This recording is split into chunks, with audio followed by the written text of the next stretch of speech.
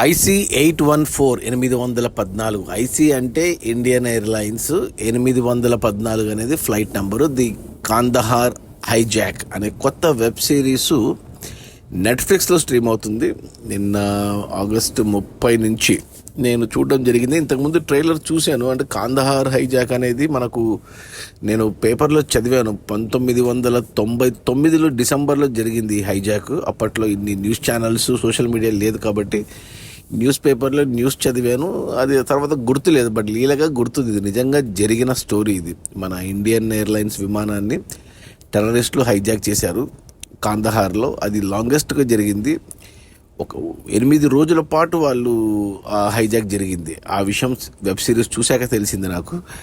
అంటే ఈ సిరీస్ వచ్చేసి అంటే ట్రైలర్ వచ్చినప్పుడే నాకు తెలుసు ఈ కాందహార్ హైజాక్ ట్రైలర్ చూసినప్పుడు నెట్ఫ్లిక్స్లో వస్తుంది అంటే ఈగర్గా వెయిట్ చేశాను. ఎందుకంటే నిజంగా జరిగిన స్టోరీ ప్లస్ నెట్ఫ్లిక్స్ వాళ్ళు తీస్తున్నారంటే భలే తీస్తారనుకున్నాం. దానికి తోడు ట్రైలర్లో మంచి మంచి యాక్టర్లు కనపడ్డారు. చాలా రోజుల తర్వాత నసిరుద్దీన్ షా, పంకజ్ కపూరు, ఇంకా మన అరవింద్ స్వామి కూడా ఉన్నాడు. ప్లస్ మెయిన్ లీడ్గా కెప్టెన్గా పైలట్గా మన విజయ్ వర్మ, మన తమన్నా భాటియా బాయ్ ఫ్రెండ్ అతను ఉన్నాడు. దియా మిర్జా ఉంది. ఇంతమంది ఉన్నారు కదా, ఇక అద్దరిపోద్ది అనుకున్నా. వెబ్ సిరీస్ కదా, 6 ఎపిసోడ్లు ఉన్నాయి. ఒక్కొక్క ఎపిసోడ్ 40 నుంచి 50 నిమిషాలు ఉంది. యావరేజ్గా 40 నిమిషాలు ఉంది. అంటే 4 గంటలు పట్టింది చూడడానికి. నేను 1 షాట్లో ఫినిష్ చేశాను. అంటే అంటే ఈ మెయిన్ ఈ వెబ్ సిరీస్ డైరెక్టర్ గురించి మాట్లాడుకోవాలి. అనుభవ్ సిన్హా అని. ఇంతకుముందు అతను షారుఖ్ ఖాన్తో రావణ్ అనే సినిమా తీశాడు. రావణ్ ఫ్లాప్ అయింది కానీ అంటే సరిగ్గా తీయలేదు, ప్రజెంట్ చేయలేదు. బట్ అతనిది ఆర్టికల్ 15 అని ఒక సినిమా ఉంది. ఆ సినిమా బాగుంటుంది. సో గొప్పగా సినిమాలు ఏం తీయలేదు కానీ వెబ్ సిరీస్ కూడా అలాగే అనిపించింది చూస్తున్న కొద్దీ. అంటే ఇది నిజంగా జరిగింది కాబట్టి ఎక్కువగా యాడ్ చేయలేరు. బట్ ప్రజెంటేషనే కొంచెం వీక్ అనిపించింది. మరి అంత గొప్పగా ఏం అనిపించలేదు కానీ బట్ అసలు ఈ హైజాక్ ఎలా జరిగింది, ఎందుకు జరిగింది, ఎవరి కోసం జరిగింది అనేది తెలుసుకోవాలి. చరిత్ర హిస్టరీ తెలుసుకోవాలి అంటే మాత్రం అది తెలిసిపోతుంది.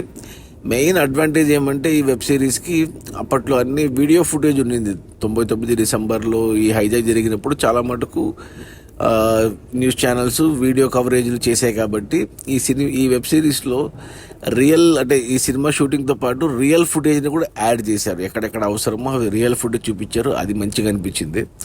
అంటే అసలు ఈ కాందహార్ హైజాక్ యాక్చువల్గా నేపాల్ కాఠ్మండూ నుంచి ఢిల్లీకి రావాల్సిన ఫ్లైట్ ఇది. ఆ నేపాల్ కాఠ్మండూలో ఈ టెర్రరిస్టులు ఫ్లైట్లో ఎక్కడము, అక్కడి నుంచి హైజాక్ చేసి ఢిల్లీకి రాకుండా అంటే ఫ్యూయల్ కోసం అనేసి అమృత్సర్లో ల్యాండ్ అవుతారు. అమృత్సర్లో ల్యాండ్ అయినప్పుడే మన గవర్నమెంట్ ఏదైనా యాక్షన్ తీసుకొని ఉండాల్సింది. బట్ టైం సరిపోదు వాళ్ళకు. సో అమృత్సర్ నుంచి వాళ్ళు పాకిస్తాన్ లాహోర్కు తీసుకెళ్తారు ఫ్లైట్ని. ఆ లాహోర్లో నుంచి మళ్ళీ దుబాయ్కి తీసుకెళ్తారు. దుబాయ్లో కొంతమంది ఆడవాళ్ళని చిన్నపిల్లల్ని వదిలేస్తారు అక్కడ దుబాయ్ ఎయిర్పోర్ట్లో. అక్కడి నుంచి ఇక ఇప్పుడున్న ఆఫ్ఘనిస్తాన్ కాందహార్ అనేది ఆఫ్ఘనిస్తాన్లో ఉంది. అప్పుడు తాలిబాన్ రూల్లో ఉండింది కాందహార్ అనేది ఆఫ్ఘనిస్తాన్లో. సో అక్కడికి తీసుకెళ్ళి అక్కడ ఈ వారం రోజులు పెట్టుకున్నారు ఆ ఫ్లైట్ని. 160 మంది బందీల్ని మన ఇండియన్ ప్యాసింజర్స్ని పెట్టుకుని మన ఇండియన్ గవర్నమెంట్తో నెగోషియేషన్స్ చేసి మన ఇండియన్ గవర్నమెంట్ అప్పుడు మనకు బీజేపీ గవర్నమెంట్ అంటే కొలేషన్ గవర్నమెంట్ అప్పుడు వాజ్పేయి ప్రధానమంత్రి. అది వాళ్ళ ఓన్ పవర్తో లేదప్పుడు చాలా పార్టీలు కలిపి ఒక గవర్నమెంటు. సో ఇవన్నీ మనకు తెలీదు, నాకైతే తెలీదు. ఇవన్నీ నాకు తెలిసింది కాందహార్ హైజాక్ జరిగిందని మాత్రమే తెలుసు. బట్ ఆ ఫ్లైట్ ఇలా అమృత్సర్లో ల్యాండ్ అయిందని, లాహోర్లో ల్యాండ్ అయిందని, దుబాయ్లో ల్యాండ్ అయిందని, తర్వాత ఫైనల్గా కాందహార్కి వెళ్ళిందని, అప్పుడు గవర్నమెంట్ ఏమేమి యాక్షన్ తీసుకొనింది అనేసి డీటెయిల్గా అర్థమైంది. అంటే కొంచెం నెగిటివ్గా కనిపించింది. గవర్నమెంట్ ఇన్ఎఫిషియన్సీ కనపడింది. మన ఏజెన్సీలు కానీ ఐబీ కానీ ఇవన్నీ ఫెయిల్ అయ్యాయి అన్నట్టు చూపించారు.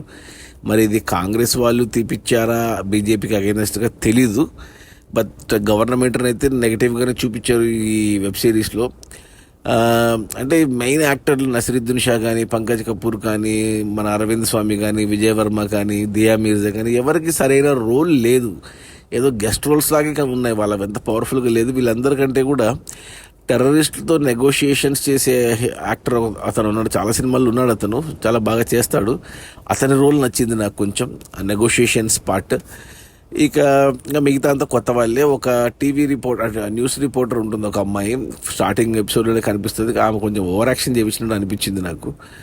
ఇక మిగతా అందరూ అండర్ పర్ఫార్మే చేశారు. పెద్దగా ఏం చెప్పుకోదగ్గ డైలాగ్స్, చెప్పుకోదగ్గ రోల్ అయితే లేదు. బట్ అసలు ఏం జరిగింది, ఎలా జరిగింది అని తెలుసుకోవడానికైతే చూడొచ్చు ఈ వెబ్ సిరీస్ని. నాకైతే ఓకే అండి, నాకు ఇలా హిస్టరీ గురించి తెలుసుకోవడం ఇష్టం కాబట్టి నాకు ఆ వెబ్ సిరీస్గా చూస్తే నచ్చలేదు, కానీ బట్ చరిత్రపరంగా చూస్తే నచ్చింది నాకు వెబ్ సిరీస్.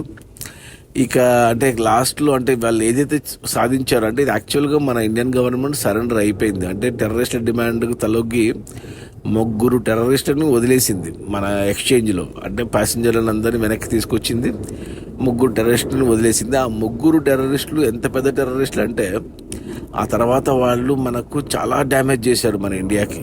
ఎస్పెషల్లీ మన బాంబే అటాక్స్ ఒకటైతే, ఇంకోటి పుల్వామా అటాక్. ఈ 2 మేజర్ అటాక్స్ ఈ 3 వల్లే జరిగింది అనేది సినిమా వెబ్ సిరీస్ అయ్యాక తెలిసింది. చాలా బాధేసింది, కానీ ఏం చేయలేం మనం. అంటే ఇక మన వాళ్ళని కాపాడుకోవాలి అంటే ఎక్స్చేంజ్లో ఇవ్వాల్సిందే, లేకపోతే వాళ్ళని కోల్పోవాల్సి వచ్చేది. అది పెద్ద మచ్చగా ఉండేది. బట్ వాళ్ళని వదిలేయడం వల్ల ఇప్పుడు చాలా పెద్ద డ్యామేజ్లు జరిగాయి. ఇక అది ఎవరి చేతుల్లో లేదు. ఇది కరెక్టా కాదా అనేది చెప్పలేము. నన్ను అడిగితే ఆ సినిమాలో డైలాగ్ కూడా ఉంది వెబ్ సిరీస్లో.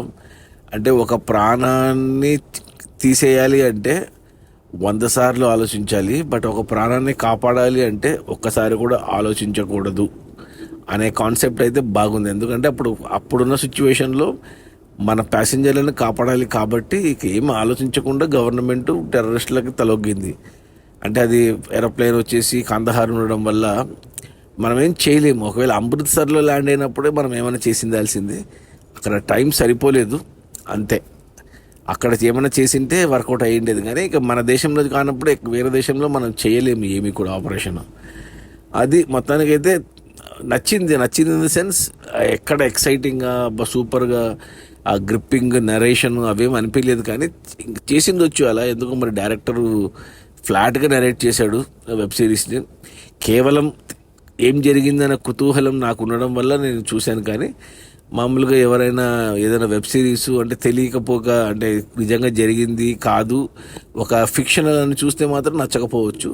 నిజంగా జరిగింది అని తెలుసుకొని చూస్తే మాత్రం సరే ఇలా జరిగింది. రియాలిటీలో ఇంత సినిమాలో చూపించినట్టు ఇంత హై ఆక్టైన్ యాక్షన్ కానీ ఎలాంటి ఎమోషన్స్ కానీ ఉండవు కాబట్టి ఓకే అంటాను. నా రేటింగ్ వచ్చేసి 2/5 ఓకే అంటాను. సో ఎవరికైనా ఈ కాందహార్ హైజాక్ గురించి తెలుసుకోవాలి వెనక ముందు అంటే చూడొచ్చు.